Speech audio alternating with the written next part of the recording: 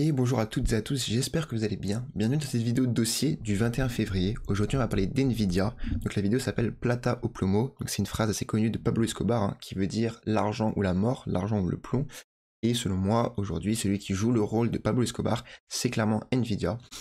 Pourquoi? Parce que Nvidia publie ses résultats à Air Française entre 22h et 22h30, je ne sais plus. Et il y a clairement beaucoup d'attentes aux alentours de ces résultats-là. Du coup, on va aller voir les différents scénarios, si les résultats sont bons, si les résultats sont mauvais, etc. Je vous ai décortiqué un petit peu, moi, tous les différents scénarios que je peux voir qui vont se passer. Et c'est pour ça que je n'ai pas parlé dans la quotidienne de ce matin, parce que je savais déjà que je voulais faire une vidéo sur ce sujet, parce que je trouve que c'est une situation très intéressante. Après, je me suis demandé si j'allais faire la vidéo avant que ça arrive ou après, mais je me suis dit c'est tout le but de la chaîne de faire la vidéo avant, lorsqu'on ne sait pas en réalité, parce que j'ai du feedback, je vous partage comment est-ce que moi je pense, et en fonction de ce que je pense, les décisions d'investissement que je prends sur les cryptos, etc. Donc que j'ai raison, que j'ai tort, je trouve que c'est intéressant de le partager, et ensuite je verrai dans 1 ou 2 semaines si j'ai eu raison ou pas, mais dans tous les cas, ce qui est sûr, c'est qu'avec du feedback, je sais que la prochaine fois que cette situation revient, et j'aurai plus d'expérience, et il y a des chances, comme au poker, que je prenne une meilleure décision, donc c'est pour ça tout l'intérêt de cette vidéo. Ok? On commence avec la map des cryptos, on voit que le marché est clairement frileux depuis quelques jours, majoritairement en attente de résultats là. Franchement, je pense que ça va être une très grosse annonce en termes de résultats d'entreprise. Je pense pas qu'on en ait eu qui soit assez attendu, aussi attendu, et je pense pas qu'il y en ait eu qui vont avoir autant d'impact sur la direction des marchés. Peut-être que, déjà moi je pense qu'il va y avoir beaucoup de volatilité, donc ce soir ou cette nuit pour à l'heure française, mais même si on peut une plus grande time frame, je pense que leurs résultats vont un peu diriger la direction des marchés durant les 2-3 prochains mois. Donc on va voir les différents scénarios. Et donc là, le marché des cryptos ne fait clairement pas exception, et on voit que la majorité est dans le rouge, on a une grosse respiration des marchés, et c'est aussi vrai sur le marché boursier, forcément. On fait un petit tour sur Twitter, il y a des news quand même assez intéressantes que je voulais vous passer, et ça c'est quand même dans le thème de l'IA, parce que Nvidia, pourquoi Nvidia a monté très fortement depuis peut-être 1 an, depuis fin 2022, lorsque ChatGPT est sorti, c'est passé de genre peut-être 150 ou 200 dollars, je ne sais plus exactement, à plus de 700 dollars, c'est grâce à la sortie de ChatGPT, et parce que tout le monde veut sauter dans le train de l'IA, mais pour entraîner de l'IA, il faut des cartes graphiques, donc il faut faire appel à Nvidia. Okay, et donc ça, c'est une news qui, moi, a été une des raisons de pourquoi ça m'a autant intéressé les cryptos sur l'intelligence artificielle, un peu à la même manière que pourquoi je me suis autant intéressé à Bitcoin au tout début. Parce que j'ai étudié ce que c'était que l'argent, et je me suis rendu compte que Bitcoin résolvait un vrai problème par rapport à la réserve de valeur et à l'argent. Donc ce que je vais vous montrer là, c'est la même chose. Je me suis intéressé à l'IA, j'ai vu qu'il y a un problème de censuration, de contrôle de l'IA, et du coup j'ai cherché des solutions à ces problèmes-là, d'où Bit&Sor, ou d'où par exemple mon focus qui est quand même très prononcé sur les crypto-monnaies liées à l'intelligence artificielle. Globalement, c'est quoi? Là, il me semble que c'est Bard, donc qui appartient à Microsoft aussi, comme ChatGPT, mais qui, lorsqu'on va lui demander de nous sortir des photos sans préciser clairement la couleur qu'on veut, ça a l'air d'être l'idéologie woke qui est derrière ces intelligences artificielles. Donc peut-être qu'il y en a qui sont pour, peut-être qu'il y en a qui sont contre. En vrai, moi je suis plutôt contre, j'ai pas de peur à le dire, mais c'est pas pour autant que je ne vais pas aimer quelqu'un qui est pour, par exemple, mais je suis clairement contre l'idéologie woke. Et là, on a des exemples où on lui demande des simples photos de personnes, un pape par exemple, et ça nous sort une femme pape et un homme d'origine, de couleur de peau noire, qui est un pape, alors que je pense que lorsque nous, on pense à un pape, on ne pense pas à ce genre d'ethnicité, je ne sais pas comment dire. Et il y a des exemples, il y en a par milliers, franchement, et ça te pousse, des gens qui ne représentent pas l'histoire, simplement. Donc je dis pas que les gens sont... Enfin, moi je trouve par exemple tout simplement, mais Disney, pareil, il y a des minorités qui sont surreprésentées, ça peut être sur la couleur de peau, ça peut être sur les orientations sexuelles, etc. Moi je suis pour qu'elle soit correctement représentée, mais je suis contre qu'elle soit surreprésentée. Et je trouve que c'est carrément le cas avec des films pour les enfants, sur les Disney par exemple, etc. Donc c'est un peu l'adage que moi je suis d'accord, qui dit go woke, go broke. Donc les entreprises qui vont trop woke, chutent parce que c'est basé sur rien derrière, et c'est clairement une erreur selon moi. Pareil pour les Vikings, voilà, je viens de tomber dessus, mais généralement une image d'un Viking, je pense que si nous, on devait penser à un viking, on ne penserait clairement pas à des gens qui ressembleraient à ça, que ce soit bien ou pas, mais les vikings dans l'histoire, tu vois, ils sont blonds et aux yeux bleus, donc bon, pourquoi est-ce qu'on nous pousse des trucs comme ça? Bref. Donc voilà un des problèmes de l'IA, et pourquoi je me suis intéressé à des réseaux comme Bit&Sor par exemple, où il n'y a personne derrière, où c'est décentralisé, Et parce que forcément, lorsque quelqu'un a du pouvoir, même si moi j'avais eu trop de pouvoir, même si je pense être quelqu'un de avec un petit avec de la bonne volonté, c'est sûr que j'abuserai du pouvoir. Tout le monde abuse du pouvoir. Si tu as du pouvoir, le pouvoir ça ne sert qu'à être utilisé, tu vois. Pour moi, le pouvoir est plus puissant que n'importe quel être humain, et même une personne qui est d'extrêmement bonne volonté va au bout d'un moment user du pouvoir un jour ou l'autre, et d'où l'intérêt de la décentralisation dans à peu près tout. Et donc, particulièrement dans l'intelligence artificielle.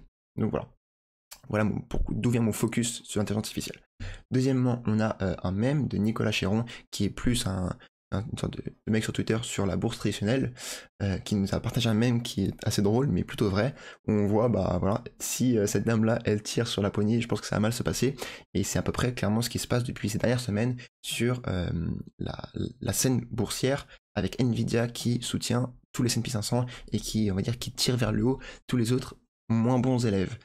Vu qu'aujourd'hui c'est les résultats d'Nvidia, ben on va voir si Nvidia va réussir à, encore une fois, tenir la portière, ou si la portière elle va lâcher, parce que si Nvidia lâche, la portière et tout le reste, et tout ce qu'il y a sur le camion, toutes les autres grosses entreprises vont aussi lâcher. Donc c'est pour ça que je vous disais que je pense qu'aujourd'hui ça va être capital, et ça va être vraiment des annonces de résultats qui vont être extrêmement importantes pour la direction des marchés dans les mois à venir. Quand je dis les mois à venir, je pense quand même 2 ou 3 mois, je vais vous expliquer plus tard, dans 3 minutes là, mais les timeframes que je vois bien pour la direction des marchés financiers. Okay, autre news assez intéressante que j'ai vu passer en préparant la vidéo, c'est Grayscale qui a transféré 3000 nouveaux bitcoins vers Coinbase Prime, je pense que c'est Coinbase institutionnel, pour une valeur de 161 millions de dollars.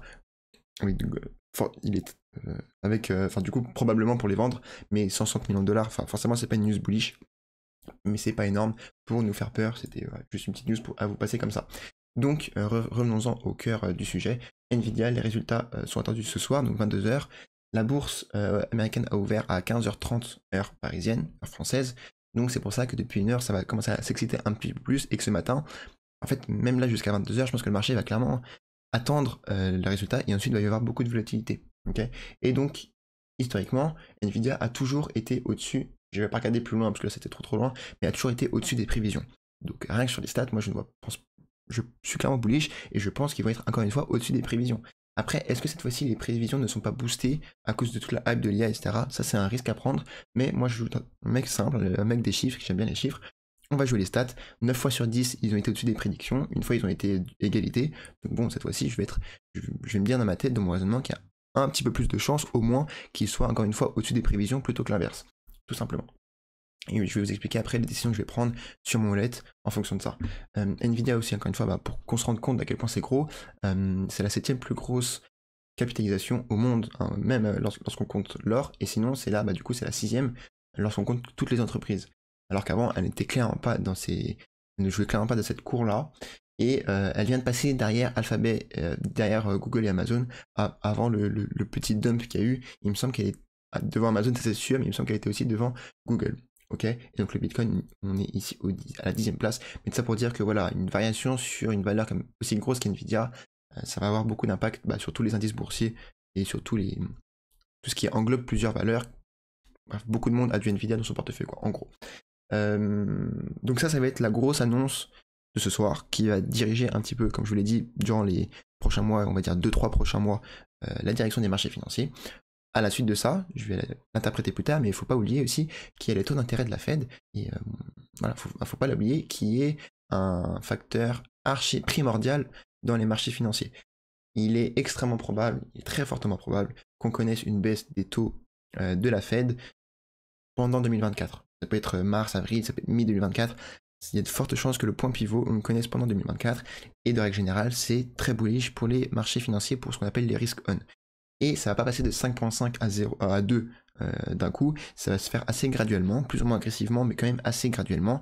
Et donc pendant tout le temps où ça va baisser, ça va représenter un bull market sur les marchés financiers, les risques on, parce que les investisseurs vont aller chercher du rendement sur des actifs à risque, ok, les risques on. Donc ça c'est pour un petit peu plus tard, on va dire à horizon 6 mois et plus. Mais c'est quand même un très gros catalyseur. Maintenant venons sur Nvidia, on voit que on est en train de corriger à peu près cette semaine. Après on a connu tellement une incroyable tendance haussière, et même depuis avant on connaît une tendance haussière de dingue sur Nvidia. C'est normal, c'est depuis l'essor et depuis Les gens là, disent qu'on est déjà au top de la bulle de l'intelligence artificielle. Je ne pense pas qu'on soit au top d'une bulle, selon moi. Donc voici pour moi les 3 scénarios possibles en fonction des résultats de ce soir. Le premier, c'est Nvidia surperforme les prévisions et publie des bons résultats. Dans le cas où ça arrive, je pense qu'on va repartir en tendance haussière forte sur les marchés traditionnels, mais du coup, de facto aussi sur le marché des crypto-monnaies. Et je pense que c'est un catalyseur tellement fort que moi je n'aimerais pas que ce scénario arrive. Pourquoi? Parce que je pense que ça peut faire commencer le bull run même là, genre avant le halving. Et du coup, ça peut dérégler cette notion du temps que moi j'ai par rapport à mon plan de sortie au niveau des cryptos. Je m'explique. Moi, pour mon plan de sortie des crypto-monnaies, je pondère plus la temporalité plutôt que la valeur financière. Par exemple, je pense que la majorité des gens se disent un bitcoin à 100K, je retire X%, un bitcoin à 130K, je retire X%, machin, machin. Moi, je regarde aussi un petit peu le prix, mais beaucoup moins. Je regarde plus la temporalité, combien de temps le bull run aura duré, etc. Parce que je pense que c'est une valeur plus juste pour mesurer l'avidité humaine. L'humain est greedy, l'humain est avide, et je pense que ça se retransmet plus dans le temps plutôt que dans une simple valeur en dollars financières. Bon, donc ça, ce serait bullish comme scénario. Le scénario 1, c'est un scénario bullish, mais que je n'aimerais pas, ou je ne suis pas extrêmement fan de ce scénario-là, parce que je pense que ça peut tellement être une bonne nouvelle que le bull run commence. Typiquement, au lieu de commencer en septembre, le vrai bull run, il peut commencer, je sais pas, en juin, tu vois, par exemple, ou dès maintenant. Et du coup, ça va tout décaler mes objectifs de sortie, et là, je serai clairement un peu plus perdu. Voici pour le scénario 1, même si ça reste quand même plutôt bullish. Hein. Scénario 2, là, on passe de bullish à bearish. Scénario 2, les résultats d'NVIDIA sont en dessous des prévisions. Donc là, clairement, je pense que si les résultats d'NVIDIA sont en dessous des prévisions, le top de BTC et de toutes les cryptos qu'on a connues, on va connaître le top local durant les 3, 4, 5, 6 prochains mois. Je pense qu'on va rentrer dans un mini hiver sur les marchés financiers où tout va respirer, les marchés traditionnels et surtout les marchés crypto-monnaies et surtout les altcoins aussi, parce qu'en vrai on mange bien depuis quelques mois. Je pense que la valeur de tous nos portefeuilles sont au plus haut et dans le cas où c'est le deuxième scénario qui se passe, je pense que voilà, on va peut-être connaître un bitcoin entre 35 et 45K si on fait un gros range avec des breakouts un peu à la hausse, un petit peu à la baisse, pendant quelques mois, le temps de vraiment reprendre son temps. Mais c'est un scénario qui, a priori, ne me dérange pas. On va se faire chier pendant 3 mois, mais bon, je suis plus à 3 mois après avoir attendu pendant 2 ans. Donc ça, c'est le cas où ce soir, on a des résultats qui ne sont pas bons sur Nvidia, et voilà, le S&P 500 baisse, Nvidia chute, etc., etc. Et tout le monde revend la mort, en gros, tout. Là, si ça arrive, je pense que dans 3 semaines, on a tous les médias qui vont nous dire on va à la cave, c'est fini, c'est fini. Parce qu'il faut pas oublier encore une fois, mais je le répète, je l'ai dit tout à l'heure, mais ça va être la Fed, hein. La Fed, ça va être très important. Et dans le cas de scénario 2, eh ben, on va être bearish à partir du moment où la Fed va commencer à rouvrir la pompe à monnaie et va commencer à réimprimer de l'argent. Parce que quand la Fed va commencer à baisser ses taux, elle va réimprimer de l'argent et ça va être très bénéfique pour le risk on, donc les marchés traditionnels et aussi beaucoup le marché des cryptos, pardon, parce que les investisseurs vont être obligés d'aller chercher des rendements pour contrer l'inflation, l'impression monétaire, ok. Et comment tu vas chercher du rendement dans des périodes comme ça? Tu vas sur les risk on, c'est pas sur l'or ou sur les obligations d'État, etc., etc. Donc l'argent qui va être imprimé, il va affluer dans les marchés financiers, et même dans le scénario 2 qui est bearish, dans 6 mois, en gros, tout est bullish dans 6 mois, ok. Troisième scénario, qui est selon moi le moins probable, mais qui est le plus lucratif. Lucratif, ça veut dire fun, il me semble. Non, lucratif, ça veut dire gagner de l'argent. Donc le moins probable, mais le plus lucratif, je sais pas si vous comprenez, bref. Mais c'est dans le cas où les résultats Nvidia sont supérieurs aux prévisions, qu'on a vu tout à l'heure, plus en même temps, on garde la même temporalité dans notre cyclicité des cryptos, parce que nous, on est quand même beaucoup plus dans les cryptos que dans les marchés traditionnels. Dans les marchés traditionnels, en tout cas, c'est le cas pour moi. Donc dans le cas où on a des bons résultats, plus on garde cette même temporalité dans les cryptos où on connaît un top du BTC entre 1 an et 1 an et demi après le halving, bah là pour moi c'est vraiment le scénario idéal, même s'il a peu de chances de se passer, parce qu'on va connaître vraiment pour moi une sorte de super cycle. Alors ça, faire attention avec ce mot, je l'aime pas beaucoup, je pense qu'on va l'entendre un peu à droite à gauche, il faut prendre des pincettes, donc même comme moi je dis, il faut prendre des pincettes, mais en gros ça c'est vrai, mais selon moi, c'est possible qu'on connaisse un des plus gros marchés haussiers, pas de l'histoire, je vais pas abuser, mais un très gros marché haussier, sur les marchés traditionnels ou comme sur les marchés des crypto-monnaies. Parce qu'il y a plein d'ingrédients qui veulent se mélanger ensemble.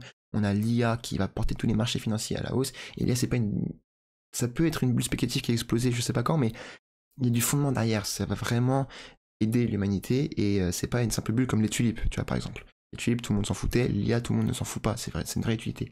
De 1, on a l'IA qui va porter tous les marchés financiers à la hausse.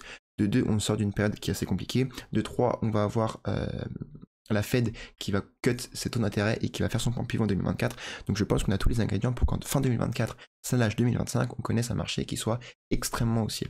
Et dans le cas où moi je pourrais le mieux profiter de ce marché haussier, c'est le scénario 3, où on a des bons résultats d'NVIDIA dès ce soir, et donc dès le mois prochain, ou dans les 2-3 prochains mois, on connaît déjà une grosse impulsion haussière, plus le cycle des crypto-monnaies qui se répète encore une fois. Et donc dans ce cas-là, moi je pense que j'arriverai à sortir avec une forte précision des cryptos, ok. Donc après, à côté, je vous ai mis, pareil, c'est archi dangereux, je sais pas s'il faut que je le fasse, mais je vous ai mis mes prédictions personnelles en fonction de ces scénarios-là, pardon. Du coup, en fonction des 3 scénarios, quelles sont un peu mes prévisions actuellement? Peut-être que je me trompe, je suis ouvert à me tromper, voilà, mais c'est avec les informations que j'ai actuellement, voici ce que je pense. Ça, c'est pour, imaginons que mon wallet vale 1, ou pour chaque euro que je mette, pour chaque euro que j'ai en crypto, voici le nombre d'euros avec lequel je compte sortir en fonction des scénarios.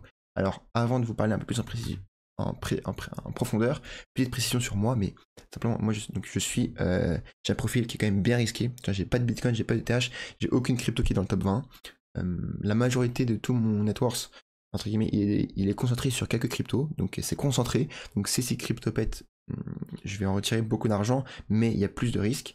Donc mes cryptos, c'est du top 25 pour les plus grosses, donc Tao, Kaspa, Cubic qui est plus loin, mais Tao, Kaspa. Et je pense que Tao et Kaspa, par exemple, oui, elles sont top 25 déjà, mais selon moi, elles ont plus d'upside que d'autres cryptos dans le top 25, typiquement, je sais pas, Polkadot ou Matic qui sont un peu plus haut, mais voilà. Pourquoi? Parce qu'elles jouent, selon moi, dans une meilleure narrative. Elles n'ont pas connu de bull run, elles ont un peu l'effet wow. Si vous avez fait un peu d'e-commerce, vous savez à quel point le wow effect est important dans la psychologie humaine, et dans la crypto, c'est pareil.